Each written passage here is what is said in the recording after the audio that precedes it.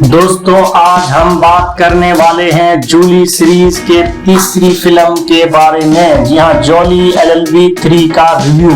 आपने पहली दो जॉली फिल्में देखी होंगी तो आपको याद होगा कि इनमें मजाक, थ्रिलर, कहानी का जज्बाती रंग और किरदारों की गहराई सब कुछ मौजूद था।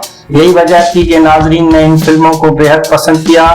लेकिन जब इस सीरीज की नई फिल्म रिलीज हुई तो तवक्कात बहुत ज्यादा थी, मगर क्या ये फिल्म उन तवक्कात पर पूरी उतरी? आए पूरा जायजा लेते हैं इस रिव्यू में।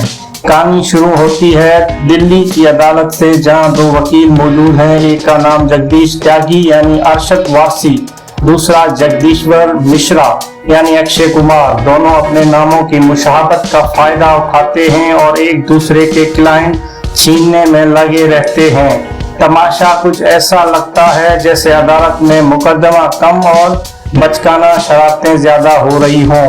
उसी दौरान एक बड़ा केस सामने आता है। राजस्थान के हजारों किसानों की जमीन एक चालाक और ताकतवर रियल एस्टेट डेवलपर हरिभाई हत्या लेता है। उन्हीं किसानों में एक औरत भी है, जानकी, जिसका किरदार निभाया है वर्ल्ड क्लास अदाकारा सीमा बसवास ने।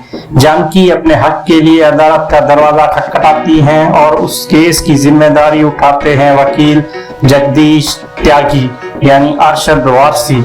दूसरी तरफ हरिभाई का केस लड़ता है जगदीश्वर मिश्रा यानी अक्षय कुमार। यूं दोनों वकील आमने सामने आ जाते हैं और पूरी फिल्म उसी केस के बुनियाद पर आगे बढ़ती है। लेकिन मसला ये है कि फिल्म का स्क्रीन प्ले पहले 1 घंटे तक बिल्कुल कमजोर है। न कहानी की समझ आती है, न फिल्म की रफ्तार। ऐसा लगता है कि जैसे फिल्म नहीं बल्कि किसी स्कूल का टैबलो चल रहा हो। तकरीबन 7 मिनट के बाद जाके डायरेक्टर को याद आता है कि वो फिल्म बना रहा है, तब जाके कहानी में जरा रफ्तार आती है।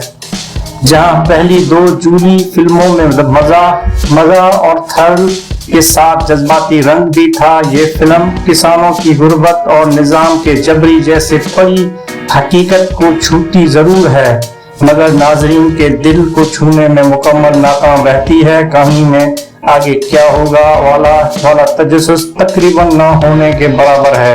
अगर बात करें किरदारों की तो जूली सीरीज का खासा हमेशा से किरदारों के मजबूत डेवलपमेंट रहा है। यहाँ भी कुछ हद तक वो झलक मिलती है, लेकिन वो गहराई नहीं जो पहली 2 फिल्मों में देखने को मिली थी।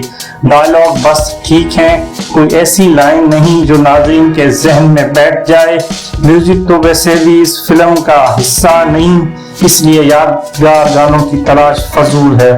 एडिटिंग के हवाले से बात करें तो फिल्म कम से कम 15 मिनट छोटी की जा सकती थी।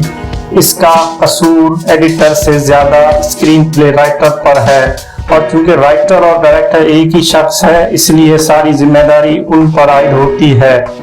अदाकारी में अरशद वारसी, सौरभ शुक्ला और अक्षय कुमार ने अपनी रूटीन परफॉर्मेंस दी है। कुछ नया या अलग दिखाई नहीं देता। हरिभाई का किरदार कमजोर और बेजान लगता है। शख्सियत में वो करंट मौजूद ही नहीं था जो एक ताकतवर विलन में होना चाहिए।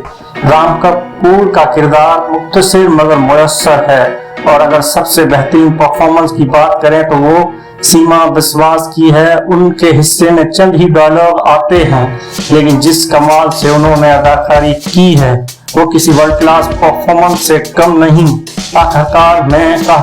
आखिर में कहा जा सकता है कि ये फिल्म औसत दर्जे की है। न तो ये नाज़रीन को जज्बाती तौर पर जकड़ पाती है, न ही इसमें पहले 2 जॉली फिल्मों वाला मजा है। हाँ, अगर आपको बस वक्त गुजारने के लिए एक फिल्म चाहिए तो एक बार ये देखी जा सकती है, मगर यादगार फिल्मों की फहरिस्त में इसका नाम शामिल नहीं होगा। जी हाँ, ये था जूली 3 का रिव्यू। थैंक यू दोस्तों। जी हाँ, वीडियो पसंद आई हो तो लाइक करें, सब्सक्राइब करें, शेयर करना ना भूलें। थैंक यू, शुक्रिया।